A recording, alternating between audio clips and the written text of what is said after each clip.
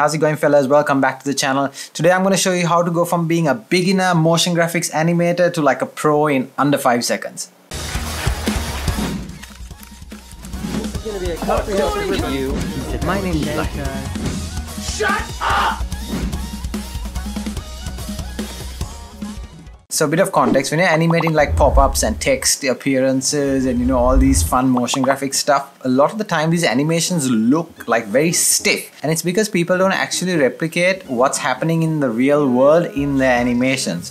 For example, when a car speeds up, it just doesn't shoot up, it goes from slow to going really fast, and then when it slows down, it just it decelerates in like a graph. When you release a ball from your hand, it's gonna start slow and accelerate, and when you throw a ball up, it just goes really fast at first and then slows down and then comes to a point where it just turns direction, right? So things like that we have to incorporate into animations to make it look more fluid and less stiff. So I'll give you an example. Let's say we have text, right? So I'm just gonna quickly put in here gyro waves, right?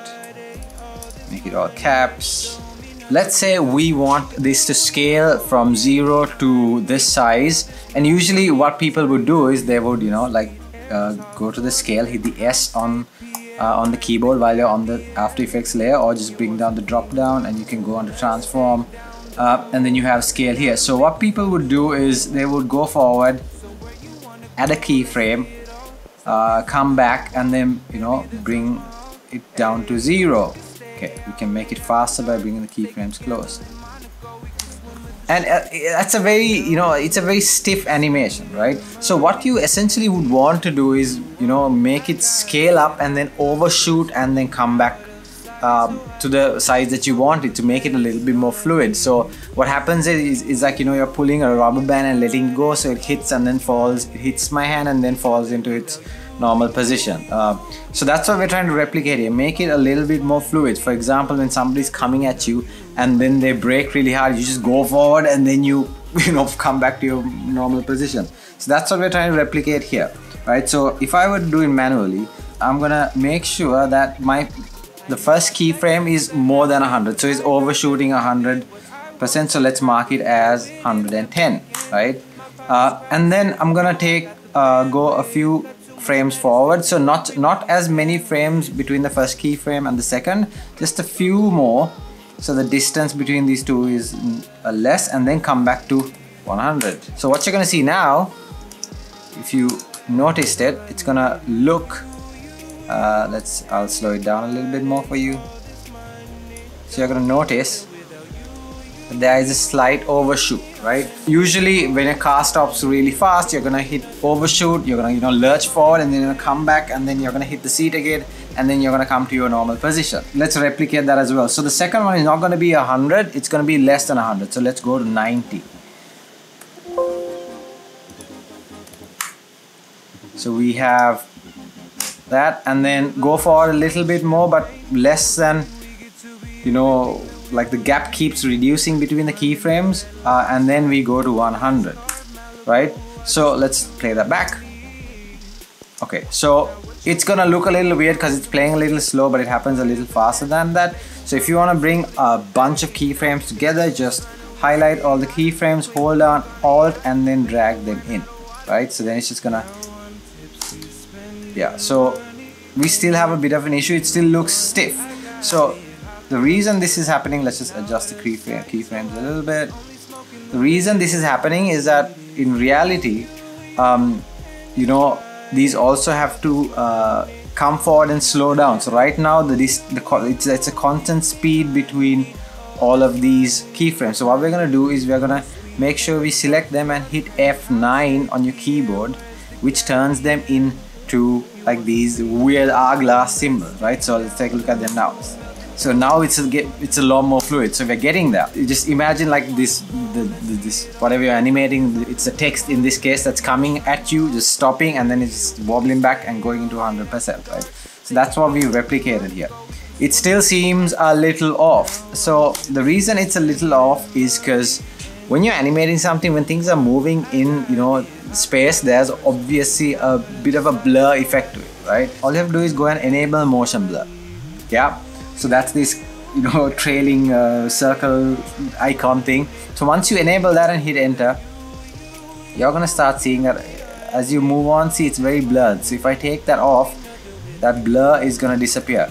So that makes this whole animation a lot more organic, a lot more fluid. So let's just put them side by side and show you what happens. So on the left side, you're gonna see what happens when you don't incorporate this fluidity and this, you know, real life kind of motion in your motion graphics, and you'll see the difference now when I play it. As you can see, if I slow it down a little bit more and then make sure I remove all these tiny things that I did, it doesn't look as amazing as the one on the right. What if you can do all of this at the click of a button? Fortunately, there is a free plugin that you can download. It's called Mr. Horse. So let me show you Mr. Horse plugin. It should be the first link that comes up. So all you have to do is scroll down, learn more and download, and then download for Windows because I'm using Windows. Go through the installation process. It's, you know, it's just like installing any other software. And once you're done, you can close it and then you can launch it. And it's gonna ask you to set it up, right?